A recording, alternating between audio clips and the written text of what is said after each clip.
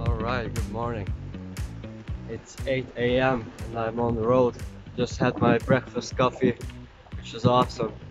So, anyway, the plan for today is pretty busy, but it is going to be an awesome day. I can already feel.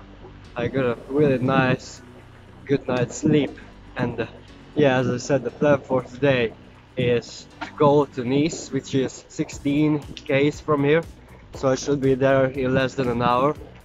Then I'm gonna do some grocery shopping in Lidl, just stack myself up for the mountains, and from Nice we go straight down to Monaco.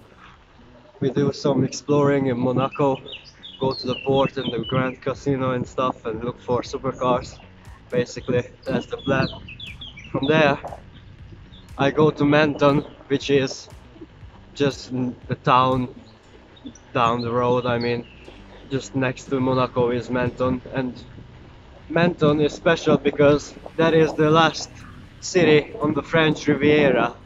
So from there you can go to Italy, or you can go straight north to the Alps. That's what I'm gonna do. So we have a goodbye swim in Menton, just the last swim in the sea before we hit straight up to the mountains. I mean, not too huge mountains today. I'm just gonna climb the Col de Castillon, which is around 600-700 meters, but keep in mind that I'm starting from sea level, so it's not gonna be that easy as it sounds, but it's not a difficult climb. This is the first climb of the Route de Grande Alpes, I mean the route of the Grand Alps, which consists of 16 climbs, and all the huge climbs in the Alps are part of that route. So that's what I'm going to follow for the last part of my trip. I literally can't wait to get back there. All I was thinking about is getting back to the mountains, so that's gonna be great. So, Col de Castillon today, and lots of things are going to change on this last part of my trip. I'm going to talk about that later on, because I don't want to talk for 10 minutes straight right now, but some changes coming up. So anyway, as I said, Nice, Monaco, Menton, then up to the mountains, and I will sleep somewhere in the wild. Just starting to roll into the Nice right now, and this place is special for many reasons, but for me it is special because this year the Tour de France in late August starts right here in Nice, and the first two etappes, I believe, are going to be around Nice, up in the mountains, just that direction over there. So it is really a special feeling to be a cyclist and come here to Nice, and knowing the fact that all of the best riders in the world will come right here where I am right now to start the Tour de France. I mean, how cool is that?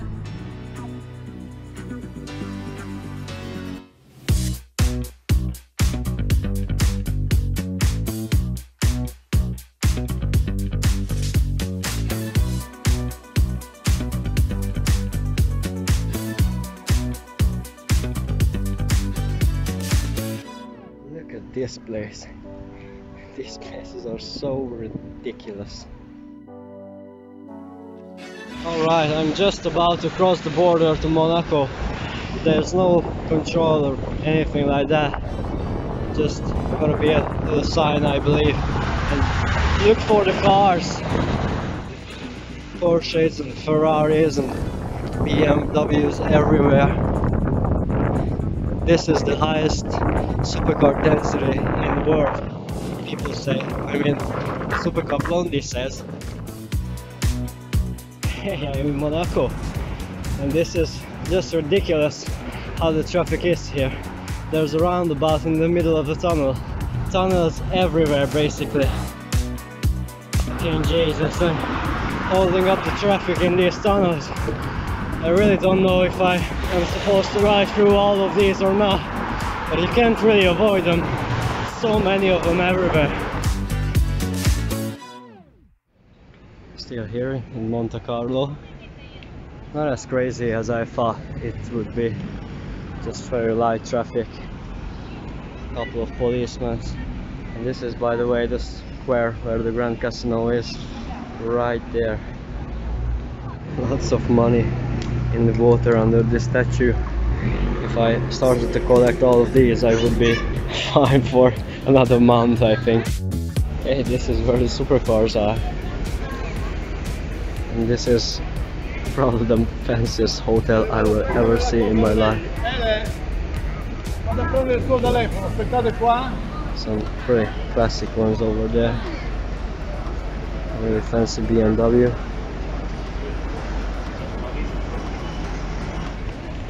This is the Grand Casino.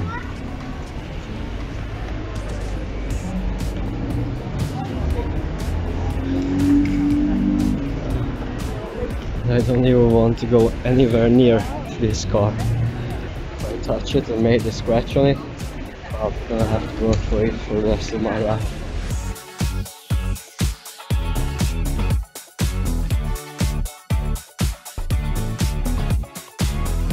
Just had a really nice and pleasant encounter with two very kind Frenchmen, and they invited me for an ice cream. We shared some stories and had a great time. I really enjoy having talks like this one, just getting to know each other. He said he is a traveler, making bike trips now, lives in France and Paris. Great dudes.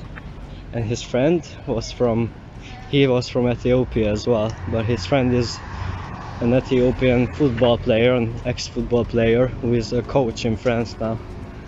It's really interesting people around here.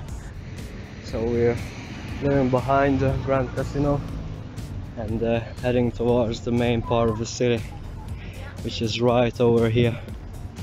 Really posh looking buildings everywhere. But what I'm gonna do is head down to the port, see some yachts, and then I don't know, maybe just leave, probably go to Menton. But this place here is so iconic and so beautiful.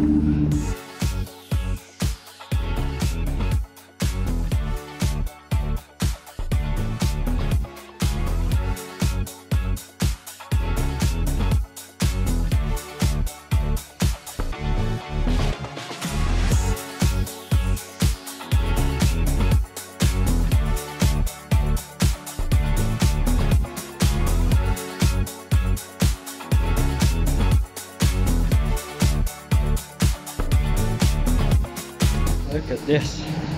Let's glance us back to Monaco. That is Monte Carlo. Behind the smaller buildings, those huge ones. That's where we came from. Alrighty. I'm approaching the city of Menton. And approaching, I mean that I'm literally here in Menton. And this is the city. And that is my friends over there.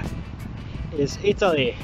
So we've made it through all the French Riviera here to Menton, and these mountains pointing towards the sea are the foothills of the Alps.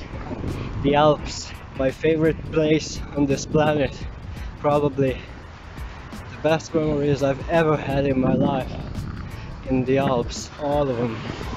I mean almost all of them. So that is where we go from here.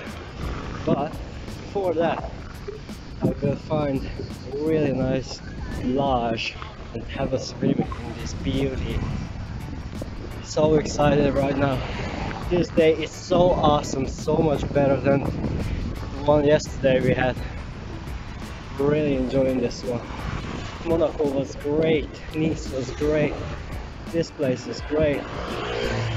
And everything just gets better and better.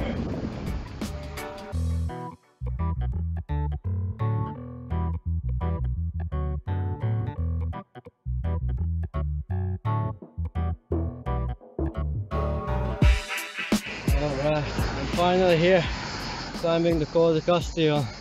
which is the first goal of the route of the Grand Alps. That's how I'm going to refer to this term. I'm leaving Menton behind, leaving the sea behind, and going back to mountains again. This climb is not that high, around 600 or 700 meters, but since I'm starting it from the sea level, it's extremely hot and it's not gonna be easy. Don't make that mistake again, think that any climb is easy. So I'm so glad that I can go back to the mountains and live my peaceful life up there. Obviously this is the Alps, you get traffic here as well, but it's not near as crazy as it was near to the sea on the Riviera. So this is a great feeling after all of the madness I've been through. Oh my god, this feels good. This pleasant suffering, or I don't know how to describe this feeling.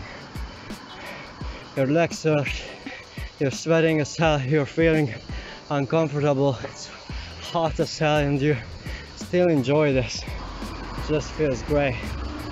Climb again.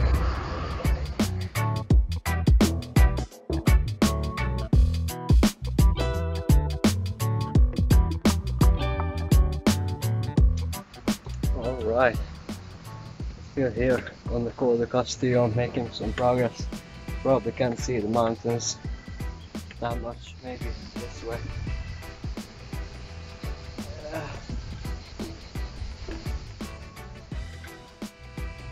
So anyway, this is the third part of my journey when we start to hit the Alps. So we are over with the Pyrenees part and we have just finished the Riviera part near to the sea. So I've been on the road for around 19 or maybe 20 days, something like that, and I still have like 10 to 15 days to spend here in the Alps. Now, go to Geneva and then to Besançon, where my journey ends, is around 700 km from here, which means I can do less than 70 km or maybe 80 and still be very fine and get there in time. So this part I'm just gonna take it chill, do 1 or maximum 2 climbs a day. Obviously not gonna do 2 huge ones, just 2 tiny ones at the end, but I'm gonna take it chill, not cover 2 big distances. I will take small little steps and enjoy every climb I do on this Grand Alps route. So this is the first one. There is, I think, 16 of these climbs, the huge ones. These are the biggest in the Alps, and the highest one, the Cima de la Bonnette, which is not the highest mountain pass in the Alps. I have to learn how to pronounce the name of these mountains, by the way. So that is the highest road I'm gonna hit, but that is not a mountain climb. I mean, not a mountain pass. That is a circular road. The highest mountain pass is the Col d'Iseran, and it's still very far away from here. So the other thing is the financial things, because the Riviera part was so damn expensive. I overspent a little bit, which means usually I try to keep my expenses under 20 euros per day, and now on the Riviera sometimes I spent like 30 to 35 euros because of the campings and stuff. So from now on I really have to fit into my budget, which is 20 euros a day. So I'm probably not gonna visit that many campsites and just will try to sleep in the wild or ask around if I can sleep in people's gardens and stuff. I still probably gonna use some campings before the big climbs, but like today I'm definitely not going to visit a camping. I will find a spot somewhere As you can see, the terrain is still very Mediterranean. I mean, there is the sea, but the trees are covering the hills and the mountains, so they are not absolutely empty, which means I should be able to find a good place and hide away from people. And the towns and villages are much more apart from each other. You can get 10 or 20 kilometers of empty space without no villages. So I really hope that sleeping here is not gonna be as huge struggle as it was on the coastline. Of course, now I think that it's gonna be peaceful and slow and easy with no difficulties finding campsite. But this is obviously what I expect to happen, but the reality could be a completely different thing, and I could easily experience the opposite of everything I'm expecting. You know, that's how it goes around here. So yeah, climbing the Col de Castillon today, not too much left of it, and then I will look for places to sleep.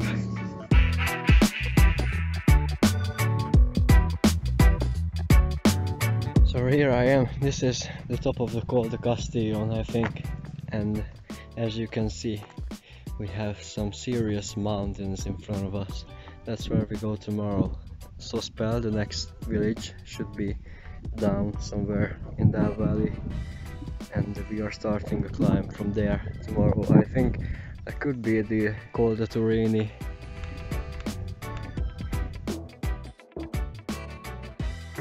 Alright, good morning. I just finished packing up my bicycle. It's right over here, and thought I'll show you the place where I stayed for the night. So this is this little area I've been using for this night, and it was great. Like, this place is still inhabited, and you get these houses around over there, and even there is a castle or the ruins of it, perhaps over there.